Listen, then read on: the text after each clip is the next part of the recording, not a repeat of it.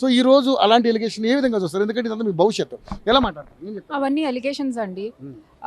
మీరు ఇప్పుడు చూసారు కదా ఇంతమంది పేరెంట్స్ని, అసలు 3 కోట్లు పెట్టగలిగే కెపాసిటీలో ఉన్నారా? మీకు అనిపించారా? మీరే చెప్పండి. లేదు కదా. అంటే ఇప్పుడు ఎలాంటి పరిస్థితి వచ్చిందంటే వర్డిక్ట్ వచ్చిన దగ్గర నుంచి మేమందరము ఆ మెడికల్ అప్పుడు సివి అప్పుడు ఒకరికొకరం దగ్గర అయ్యాము. సో మా భావోద్వేగాలను మేము కంట్రోల్ చేసుకుంటూ పక్కన వాళ్ళని కూడా ఓదార్చాల్సిన పరిస్థితి వచ్చింది. వీళ్ళతో పాటు మళ్ళీ వాళ్ళ పేరెంట్స్ చాలాసార్లు అందరూ ఒకరికొకరు ఫోన్లు చేసుకొని అసలు ఏంటి ఇలాంటి పరిస్థితి వచ్చింది, ఇన్ని సంవత్సరాలు కష్టపడి రాసిన దానికి కరెక్ట్ చేతికి అందుతున్న టైంలో లాక్కోవడం జరుగుతుంది. ఇలా ఇప్పుడు రివాల్యుయేషన్ రీమెయిన్స్ అని మాట్లాడుతున్నారు, 3 కోట్లు అంటున్నారు. అది కంటిన్యూస్గా అలానే జరుగుతుంది. ఎన్నిసార్లు క్యాన్సిల్ చేస్తారు, ఎన్నిసార్లు పెడతారు. పెట్టేదానికన్నా అసలు ఫ్యూచర్ ఉంటుందా లేదా అది కూడా అర్థం కాని పరిస్థితి. కూడా గ్యారెంటీ లేదు కదండి. మళ్ళీ ఏదైనా పేపర్ లీక్, మళ్ళీ క్యాన్సిల్. మా డాటర్ ఉంది, ఆమె కూడా ఎన్నిసార్లు అవుతుందండి ఇట్లా క్యాన్సిల్ రాయడము. సో ఏజ్ కూడా బారైపోతుంటది, దీని మీద వెక్స్ అయిపోతూ ఉంటారు, ఇంట్రెస్ట్ పోతూ ఉంటుంది. ఇన్ని వదిలేసుకొని చదివితే మళ్ళీ క్యాన్సిల్ రీవాల్యుయేషన్ ఎన్నిసార్లు అండి ఇవి. సో నిజంగా ప్రతి పేరెంట్ కూడా ఈరోజు చాలా బాధగా వాళ్ళ యొక్క అభిప్రాయం తెలియజేయడం జరిగింది.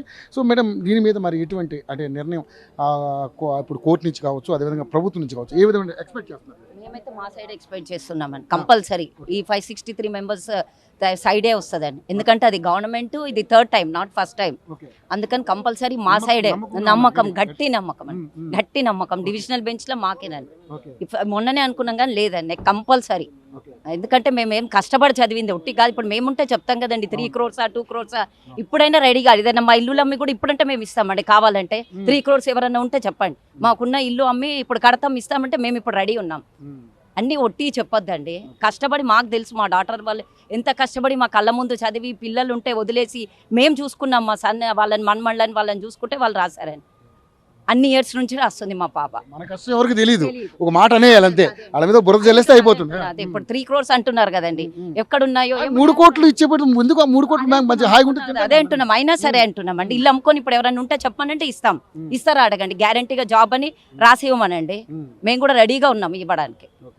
సో ఒక విద్యార్థులుగా మీ ఆవేదన వ్యక్తం చేస్తా ఉన్నారు, కానీ నిజం మేడం దీని మీద సొల్యూషన్ అయితే వస్తుందని అయితే మీరు ఆశిస్తున్నారు? మేము ఆశిస్తున్నాము, అభ్యర్థిస్తున్నాము. ఇప్పుడున్న గవర్నమెంట్ని కొంచెం మా కోసం గట్టిగా స్టాండ్ తీసుకొని గవర్నమెంట్ కానీ కమిషన్ కానీ మాకు న్యాయం జరిగేలాగా చేయాలని మేము అభ్యర్థిస్తున్నాం. కోర్టు తీర్పు కూడా మీకు అనుకూలంగా వస్తేనే అది మా నమ్మకం అండి, మా నమ్మకం, మేము నమ్ముతున్నాం కంపల్సరీ. ఎందుకంటే ఇది కష్టపడ్డదండి.